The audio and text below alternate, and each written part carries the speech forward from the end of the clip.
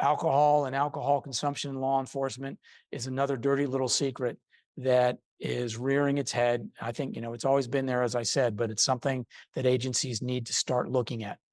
I mentioned the Safe Leo program, and under Safe Leo, alcohol use is one of the things we talk about, alcohol abuse specifically, and anyone exhibiting signs of alcohol abuse. Even though I think it has gone down among law enforcement over the years, it's still a problem. And it's one that I think police agencies have to really tackle and make sure we don't ignore and give a wink to it and that kind of thing. It's not only gives us a terrible reputation, of course, but it's dangerous. And if you go and look through the news reports lately, you'll find cases of officers who've been impaired behind the wheel on and off duty. You're listening to Precinct 444, a podcast network from the National Law Enforcement Museum.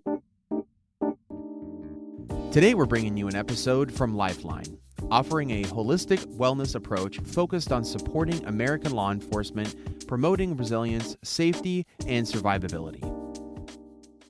Welcome, everybody. Thank you for joining us for our third quarter webinar. My name is Nick Breul. I'm a senior program manager here at the National Law Enforcement Officers Memorial Fund.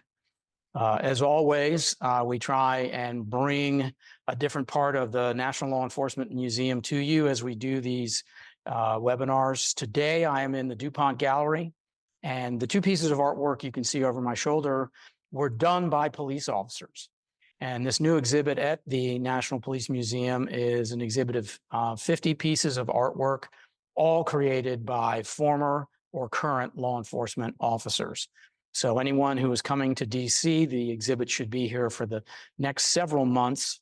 And if you get an opportunity, you should come down and take a look at it. There's some really fantastic artwork here, and it's not all centered on law enforcement.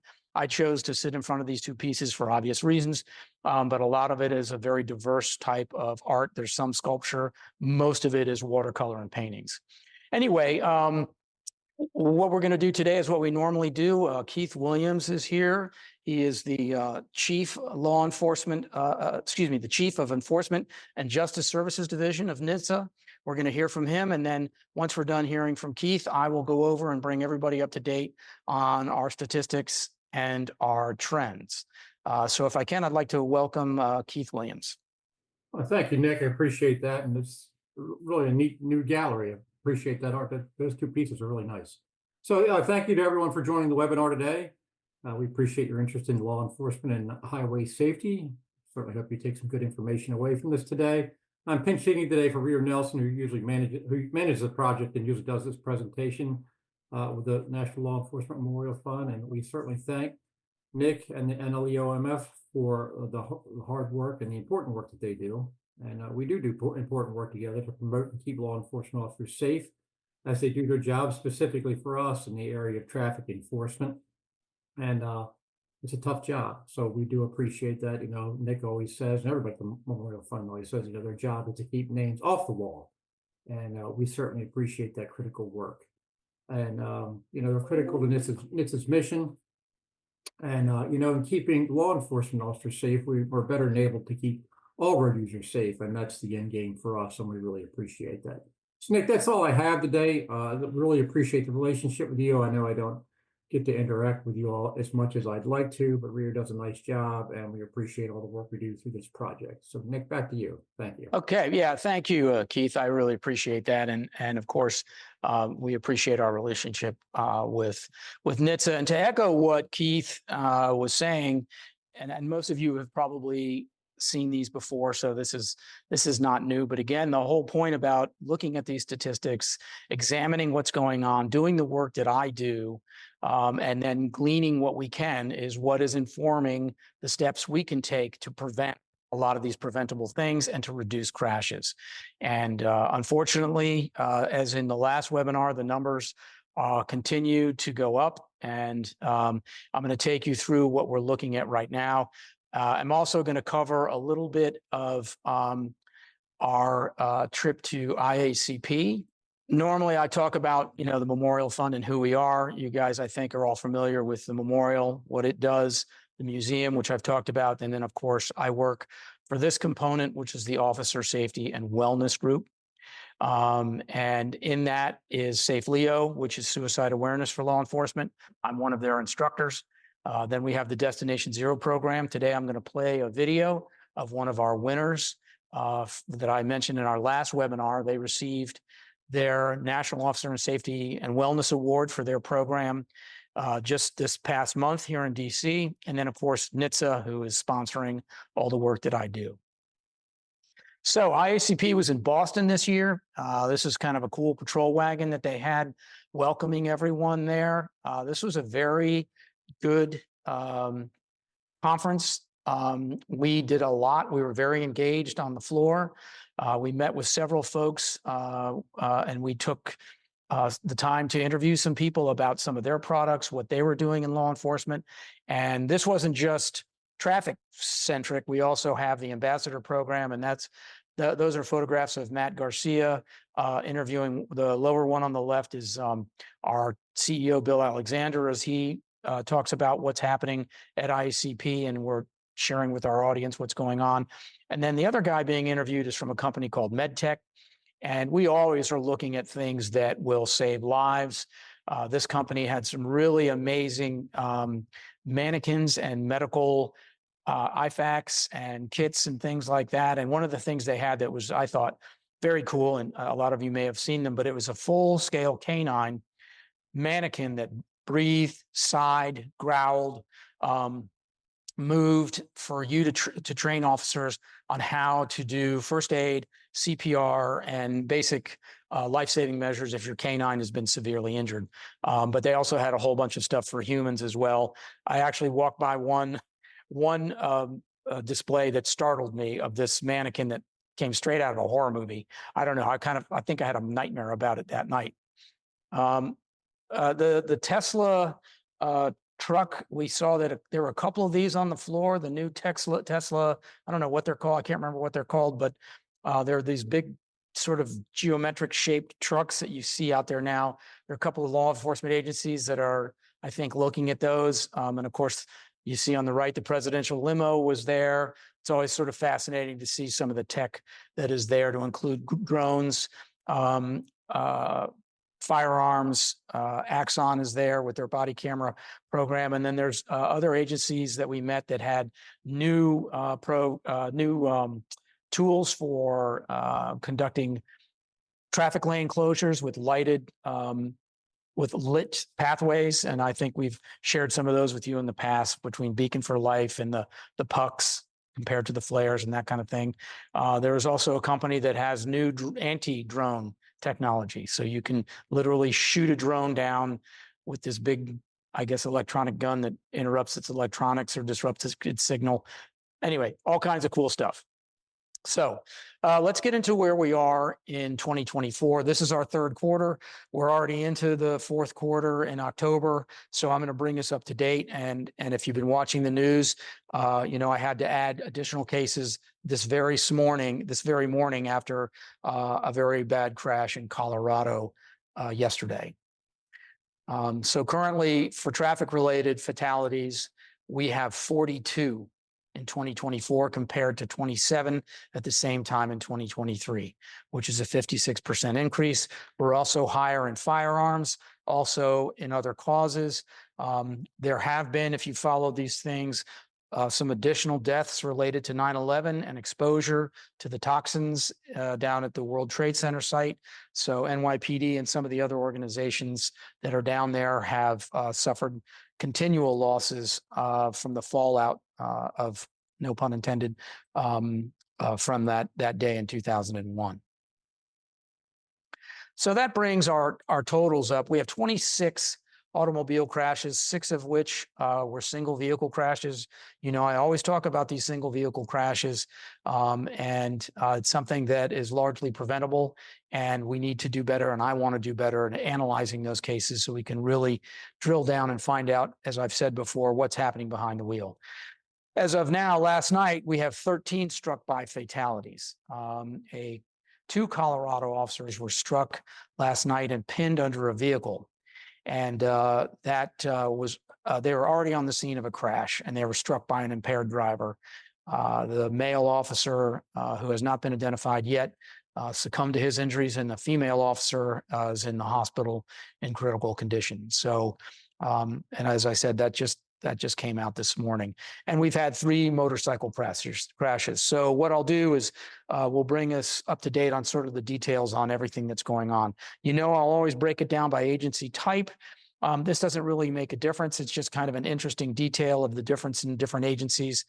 And there have been 16 municipal officers struck and killed, 12 sheriffs, 12 state. I'll correct that. There should be an equal sign there. One federal and one territorial officer have been killed in traffic-related incidents this year. So that should represent all 42.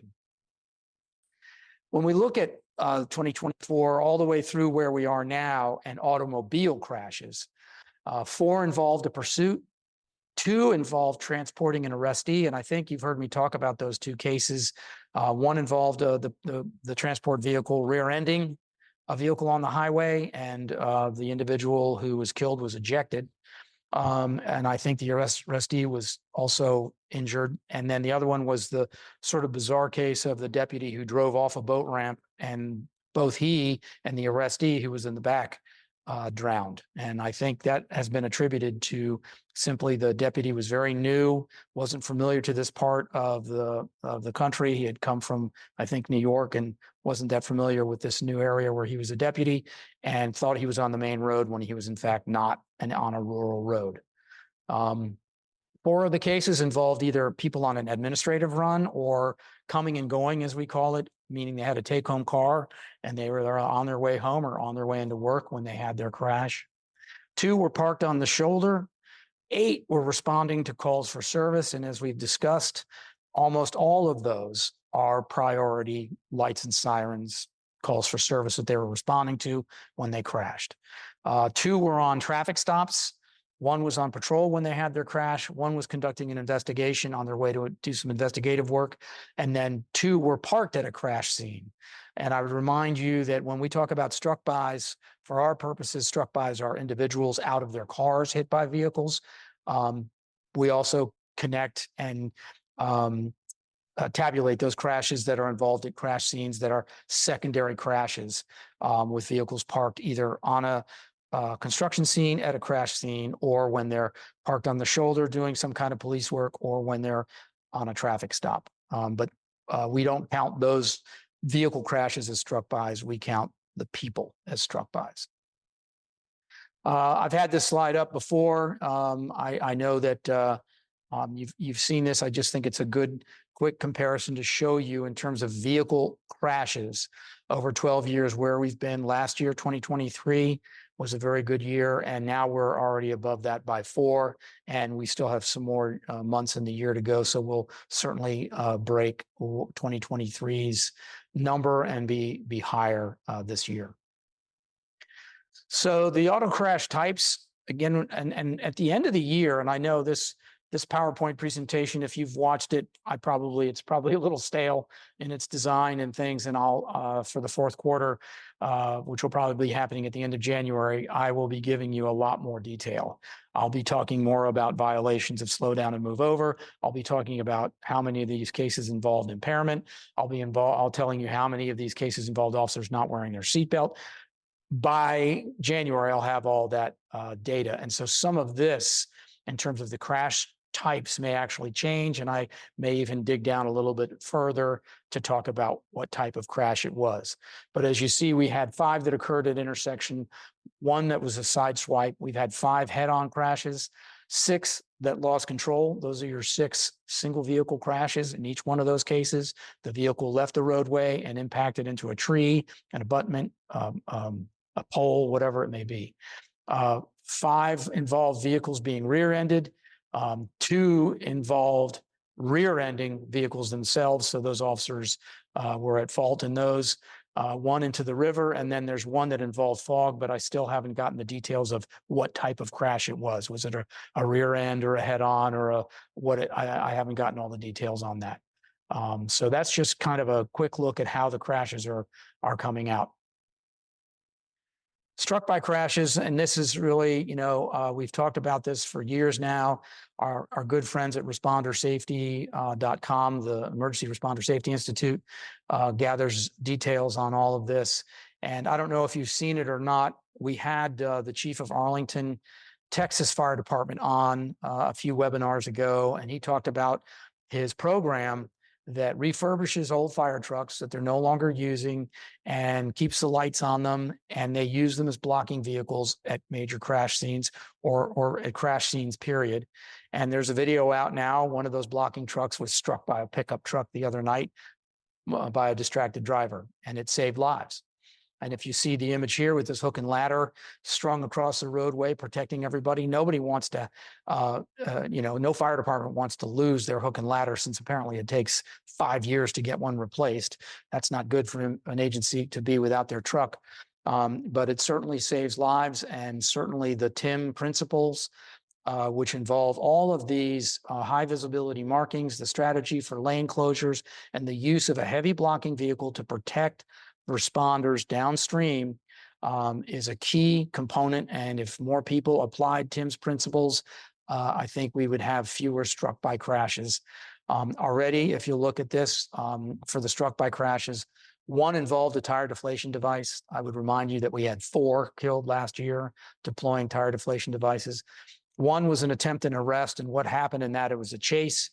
And as everyone was getting out of their cars, other vehicles involved in the chase came into the scene where everyone had stopped, and unfortunately one police officer struck another officer as he was getting out of his car, and that ended up being fatal. 6 were on crash scenes, and again, this is the biggest thing, on crash scenes. And a lot of them are distracted drivers, others are impaired drivers who are crashing into scenes that already have emergency vehicles with their lights on and should be plenty visible, but for whatever reason, people are just not seeing them, and they're driving right into them. And I think distraction plays a huge role in that, obviously, as well as impairment. And then one person was out directing or diverting traffic and was struck. 5 were on traffic stops. So you've seen this chart before again, and I'm sorry again if these are sort of getting boring after a while. I'll update them and change them, but we had a peak of 2021 with 27 struck by crashes, which, as you know, really got us motivated to try and look at this. Not that we weren't before, but it definitely lit a fire under us, and we held a traffic safety summit to discuss this and to come up with recommendations. I've just given you some of the recommendations that need to be passed on and followed.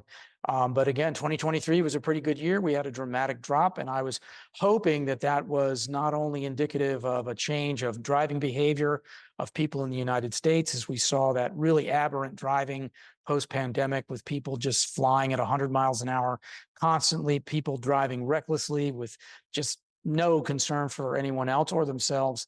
But as you know, now we're at 13 already this year. So we're going to surpass the low number of 2023, unfortunately. I mentioned responder safety. They take national numbers. And as of October 4th, this is the last report that I downloaded from them. 32 first responders and roadway workers have been struck and killed in the United States. Again, they have 17 LEOs. That's because they will count crossing guards, auxiliary and reserve officers. And for us, if they don't have full arrest powers, we do not count them formally as LEOs. They put them under that category. 8 towing and recovery. And again, towing and recovery, for the most part, bears the brunt of a lot of these. Very often in years past, they have been the highest numbers of traffic fatalities and struck by crashes as they're out there working a white line recovery and get struck. And very often without that protection that we should offer them through the traffic incident management program. And I've heard one of the requests that came from the towing and recovery group when we did the 2023 summit in Lincoln, Maryland, the towing and recovery request is, please have the LEO stay on the scene until the car is towed or removed, until all the vehicles are towed and removed. And even if it's a police car blocking the lane, which isn't ideal, it does help to protect those guys. And then you see 3 EMS fire, 3 DOT, and 1 roadway service technician. So motorcycle crashes, now we're up above where we were for 2023. And one officer was killed on an escort that involved a crash at an intersection. I had this information up during the last webinar, but it bears repeating for anyone working with organizations that have motor officers and motor officers who routinely engage in escorts, whether it be, as you know, in DC, we are escorting VIPs with our motor cordon all the time, and we have huge groups of motors running ahead of those VIPs, cutting and pulling traffics across wide swaths of intersections, and sometimes they have to move quickly as you have officers at the end of that group racing ahead to catch the next intersections ahead of them. And so it can be very dangerous, and that's where we've seen a number of fatalities. One officer was hit head on by a vehicle that was passing another. And then we just had a state trooper who was struck, and I believe that was by a vehicle, the very typical circumstance of a car turning left and not seeing a motorcyclist and turning right in front of them. So being that we gather data for NHTSA, here is Region 6 again, which leads the way, unfortunately, in law enforcement traffic-related fatalities. There are now, I believe, 11 traffic-related fatalities in that region alone. And I know the state of Texas has 8 fatalities this year already, which is a high number even for a large state like Texas. I mentioned before, Region 4 is the next highest there. Region 4 has Alabama, Georgia, Tennessee, South Carolina, and Florida. And Georgia, unfortunately, has also suffered 4 line of duty deaths this year. So those are 2 states that have suffered relatively high numbers of law enforcement traffic-related fatalities. So we talk about injuries, and back in 2023, I told you I was starting to sort of track stories that were reported in the media about crashes that involved injuries. And in doing so, I sort of improved my method this year and have some better strategies and some better prearranged searches that I then get in my Google feed, that kind of thing, every day. So it's more than just officer.com and police one. And I have some broader searches now, but I'm already up to 257, I think was my number this morning, incidents that I've copied and pasted and recorded. And of those, I verified that 230 officers were reported as being injured in their traffic-related crash or struck by injury or motorcycle crash. So we've got 42 dead, but we've got at least 230 officers across this country who have been injured in traffic-related incidents, and some of them critically. I think there are a couple of cases that the officers are still in pretty bad shape, and we've discussed before how difficult that is. We have an officer here in Montgomery County who was struck deploying tire deflation devices. He is now back to work. He lost both his legs. He's a double amputee. He's back to work, but it's a long way back for him to, I think he's going to go back to patrol, and he will not be the first, but it's a remarkable story. And we certainly wish that sergeant well, but there was recently a news story here in the local DC market about he's back managing roll call. He's a sergeant, he's in uniform. And I think he's going to get on the road soon. So it's a tremendous story. But again, these injuries can take a terrible toll, and not a lot of people can make it back from those injuries. So as you know, we also track trends, and I've had this stolen police vehicle warning out there. It's still happening, and it's still leading to chases. We just had several traces be initiated in Florida, California, and in Michigan. You can see the states that are there and the circumstances involved. You know, forever we have these folks who are handcuffed behind their back, and we try and leave that little vent window in the back behind us open so they make sure they get some air. And some of these wily folks get those handcuffs up over their legs, dive through that window, and are behind the wheel of your police vehicle headed on down the road. And the reason I focus on this is because it leads to chases 100% of the time. And very often these chases end up badly, not only for the suspect, but for other civilians who are not involved. And if we can eliminate this necessity to have to chase these vehicles that have weapons in them, that have police equipment in them, that have a police radio, lights and sirens, and can cause a whole lot of havoc. I think we need to take steps to do that. I recently was talking with some folks at IACP as I went around and talked to vendors, and many of them mentioned that vehicles used to have, and some still do, a switch that officers can hit in the car, that only the officers or trained officers would know where that switch was. And that is simply an on-off switch for the steering wheel, I think, or not the ignition, because you want to keep your car running. Otherwise, your lights turn off and your battery goes dead. But a number of these stolen vehicles have occurred as suspects are being chased, and they circle right around and jump into the police officer's car and take off. So again, I think if you're working with your liaison folks in your areas, they need to be aware of this, because it's leading to tragedy, and it's leading to damaged police vehicles. And in some of the cases, if you follow these online, there are a couple of horrific crashes that are involved in these stolen police vehicles. So also what we noticed, and that have caused a number of injuries in those cases that I tracked, are heavy vehicles being stolen and used against the police. The image here is from 1995. I don't know if anybody remembers this. It made the national news when a man down in San Diego stole a tank. And, how do you stop that? What do you do? And certainly you can't put your patrol car in front of it, because you'll just get flattened. And, it's one guy driving a tank, so I guess you don't have to worry about the cannon on top, but certainly the weight of that vehicle and its ability to pretty much go through almost anything makes it very, very dangerous. So we've seen tractor trailers being stolen this year. This is just this year.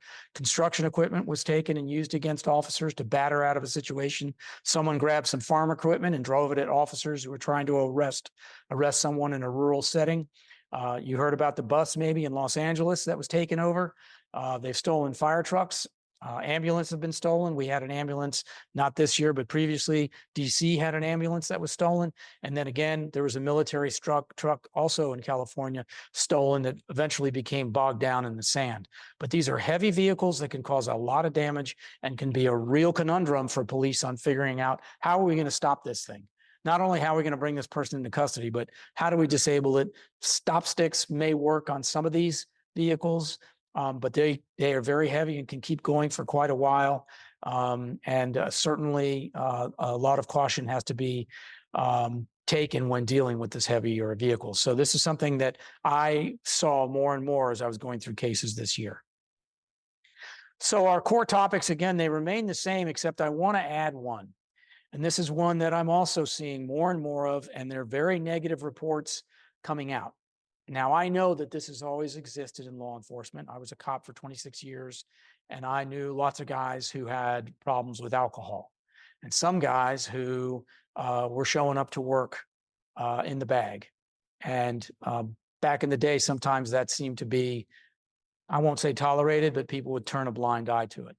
But I've seen more and more cases, and I've downloaded and copied more and more cases of officers off duty being very impaired and causing terrible crashes. And we've had at least 2 cases of on duty, in uniform, in marked patrol cars, officers drunk behind the wheel, being stopped by other jurisdictions and arrested. If that's going on to the point where we catch that one thing going on, we know the problem's much larger. And alcohol and alcohol consumption in law enforcement is another dirty little secret that is rearing its head. I think, it's always been there, as I said, but it's something that agencies need to start looking at. I mentioned the Safe Leo program, and under Safe Leo, alcohol use is one of the things we talk about, alcohol abuse specifically, and anyone exhibiting signs of alcohol abuse. Even though I think it has gone down among law enforcement over the years, it's still a problem. And it's one that I think police agencies have to really tackle and make sure we don't ignore and give a wink to it and that kind of thing.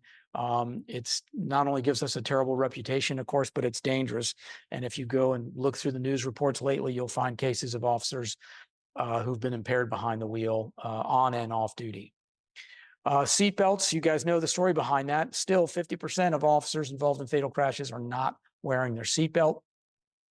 Fatigue is something else agencies need to look at. We are just going through this election cycle. I know here in DC, folks were working 12-hour shifts with no days off. People driving cars under those conditions are prone to make mistakes, right? They're not sharp, and they say fatigue can be just as debilitating as being impaired.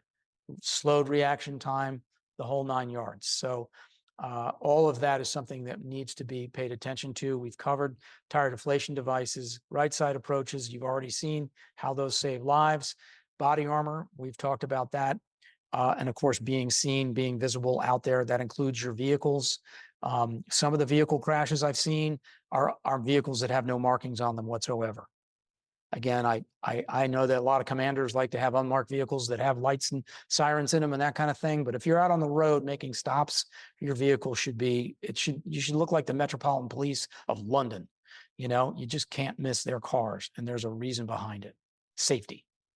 One of the last things is we've created a video that we'll be putting on our website now that's a little bit longer than our normal video. It's about 7 minutes long, and it's me and our CEO, Bill Alexander, providing a sort of solutions piece to some of the traffic issues that we're seeing that have been going on for years that don't seem to be improving.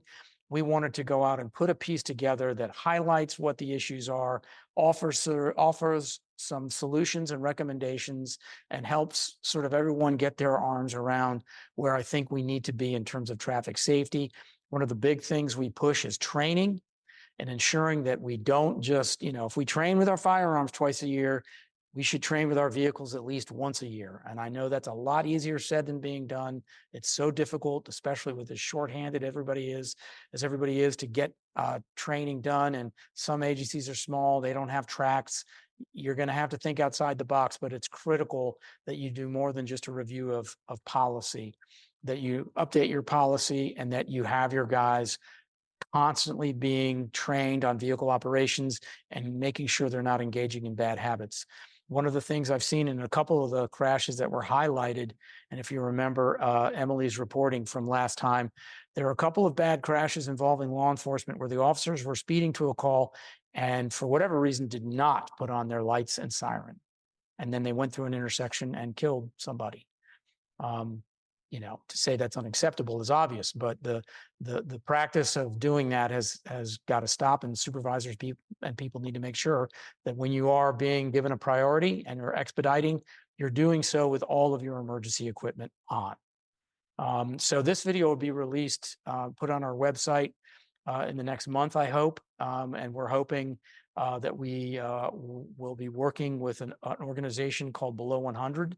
If you're familiar with Below 100 and their 5 tenets, this is a good organization that its training is really tactical as well as general safety, but so much of what those 5 tenets are about really apply to traffic safety.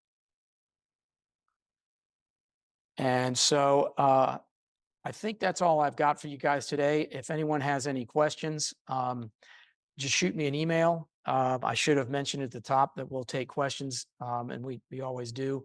One of the other things is we have updated flash drives. The updated flash drives have new videos, and the updated flash drives has the video that I just mentioned that we're going to release already on that as well, as well as some updated fact sheets for everyone to print out if they want.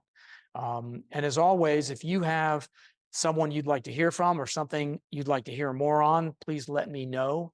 And if you yourself need more detail or have a question, just send me an email here at nbreul@nleomf.org. And I'm going to give 1 second here to see if we have a question or not.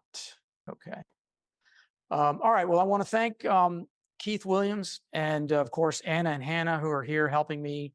And that video from Independence, Ohio, as well as all the Destination Zero winners, those little quick stories about what they did are going to be posted on our website in the near future, which is lawmemorial.org or www.nleomf.org. Again, I want to thank you for your time, and I'll see you again for the 4th quarter that'll bring all of this together for 2024. And as I said, have much more in-depth information about what we saw in the crashes and fatalities of this year. Thank you. Please subscribe to Precinct 444 on your favorite podcasting platform to stay connected and to receive our latest content as soon as it drops. We would love to hear from you. Send in your questions, comments, and feedback to precinct444@nleomf.org. You can help us make our content even better. The National Law Enforcement Museum is located at 444 East Street Northwest in Washington, D.C., and is dedicated to telling the story of American law enforcement. We expand and enrich the relationship between law enforcement and the community through educational journeys, immersive exhibitions, and insightful programs. Find us online at lawenforcementmuseum.org and stay tuned for more podcast content from Precinct 444. Until next time, stay safe. We'll see you at the precinct.